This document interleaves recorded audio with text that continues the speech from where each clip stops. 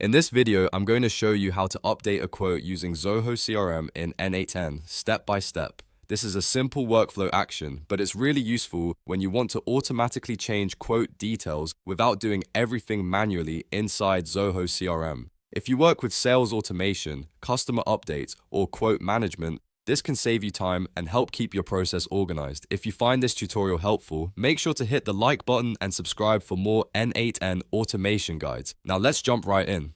First, open the workflow you want to work on inside N8n. This is the workflow where you want to add or edit the Zoho CRM action. Once your workflow is open, take a look at the Nodes panel. This is where you'll find all the available integrations and actions you can add to your automation. From the Nodes panel, choose Zoho CRM. You can usually search for it quickly if you don't see it right away. After selecting Zoho CRM, you'll see a list of available actions. From that list, choose Update a Quote. This is the action that allows you to modify an existing quote record in Zoho CRM. Once you select it, the next step is to configure what you want to update.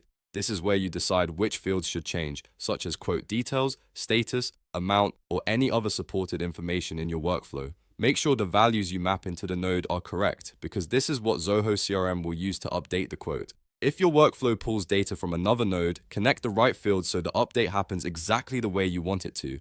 After that, save your node settings and make sure the rest of your workflow is connected properly. You can then test the workflow to confirm the quote is being updated in Zoho CRM as expected. That's really all there is to it. You've now set up Zoho CRM in N8n to update a quote inside your automation. If this video helped you out, please like the video, subscribe to the channel, and turn on notifications so you don't miss the next N8n tutorial. Thanks for watching, and I'll see you in the next one.